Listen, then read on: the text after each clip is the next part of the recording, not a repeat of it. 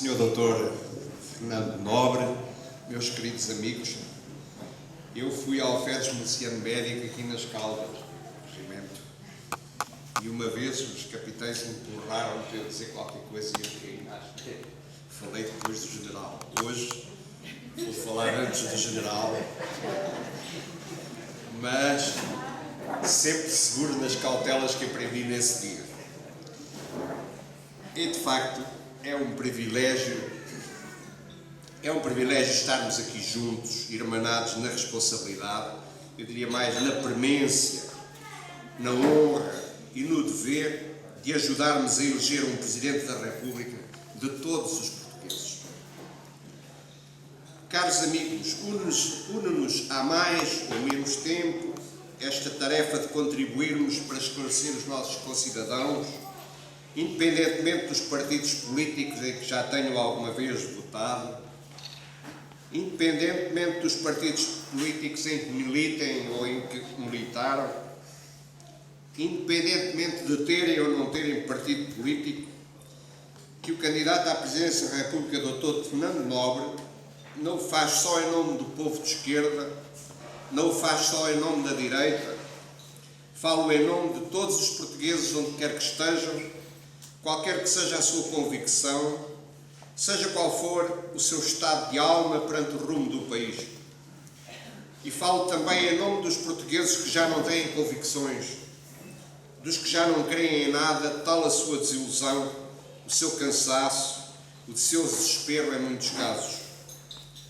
O Dr. Fernando Nobre é, porventura, o único dos candidatos possíveis capaz de enfrentar esta onda da nova economia que veio da Ásia, dos Estados Unidos e que hoje se instalou na Europa.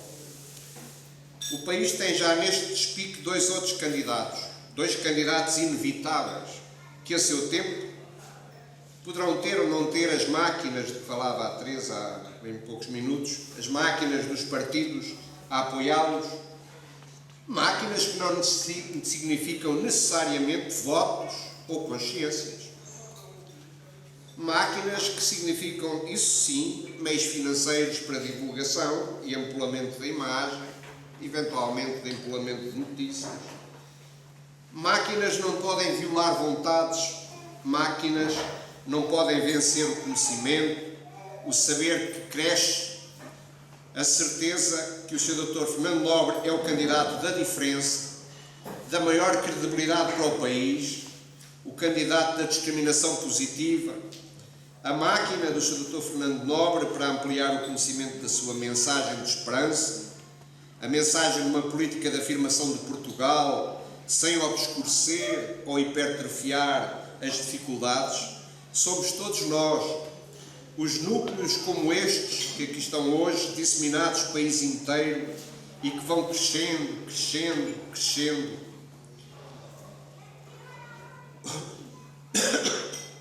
Como disse, o país precisa de compreender este clima económico jovem,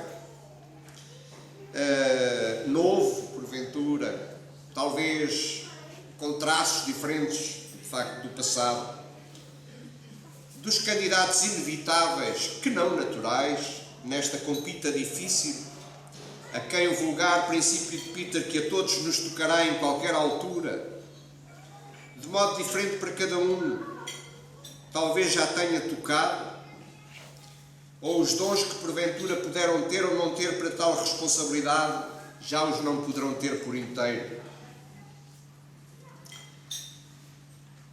Caros amigos, cabe-nos a nós a missão de ajudar a dar a conhecer aos nossos concidadãos, como disse, a grandeza de alma do Sr. Fernando Nobre. Porque, creiam, é muito difícil encontrar alguém disposto a dirimir esforços em nome de todos os portugueses que seja tão completo anímica e intelectualmente, que seja tão completo no manejo dos instrumentos da política e do social como o Sr. Fernando Nobre, para ser o futuro Presidente da República. Dirão alguns, com desculpável não conhecimento, morde às vezes, com matreira malícia noutras tantas circunstâncias, que pena perder-se o homem da solidariedade, dá a mim, o lugar onde está tão bem, para se ter nessas funções para que não está talhado, para que não tem currículo político. Este raciocínio, obviamente, ouve-se por aí, é obviamente uma falácia, um ardilo. O Sr. Fernando Nobre disse há uns tempos ao Jornal Expresso: se não acreditasse em utopias, estava agora a operar próstatas, a extrair pedras dos rins. Mas ele acredita. Mas há algo mais forte ainda nas capacidades do Sr. Dr. Fernando Nobre para ser o Presidente da República eleito em janeiro próximo.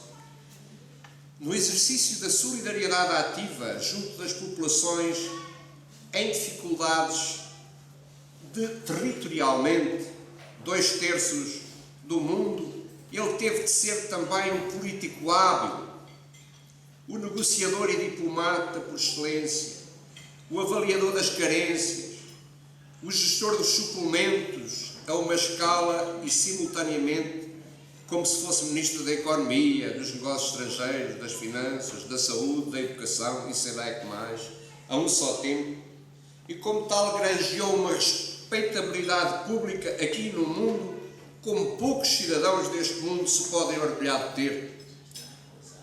E cria-no então numa redoma.